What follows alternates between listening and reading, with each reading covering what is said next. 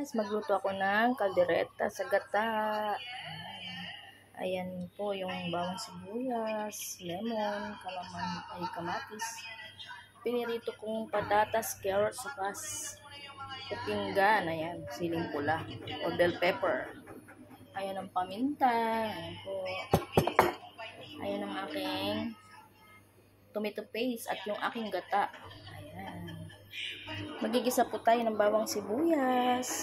Ayan po. Bawang sibuyas.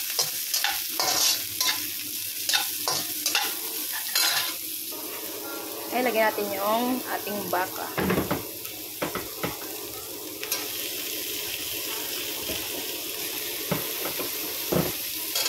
Ayan po. Samahin na natin. Ayan, baka saka karning babi.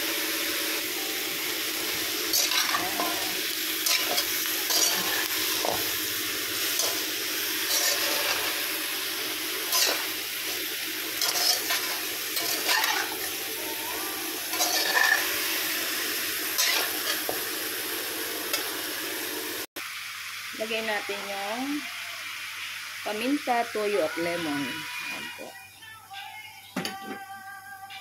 Ayan, hinabol ko yung tomato paste. Nakalimutan ko igisa. Sorry naman. Pwede naman. Tapos, lagay ko yung kamatis instead of tomato sauce. At syempre, lagyan ko siya ng tubig para pumaluto yung karning baka. Ayan po. Tapos, pakulin po natin siya para lumambot yung baka natin. Ilagay ko din yung sariwang bawang sibuyas para malasa po siya. At laurel pala yan.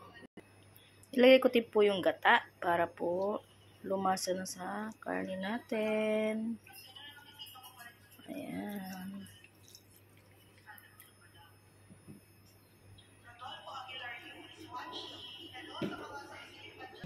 Ayan po. Ayan. Slow cooking po natin yan para po lumapot yung sauce. Ayan, at maluto yung ating karning baka. Ayan. Lagay po natin yung pinrito kong patatas, carrots, saka bell pepper. Red bell pepper. Ayan, parang lumapot na po siya.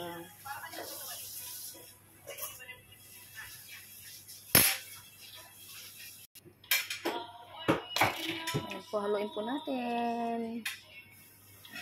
Hintayin natin hanggang sa lumapot po yung ating sabaw.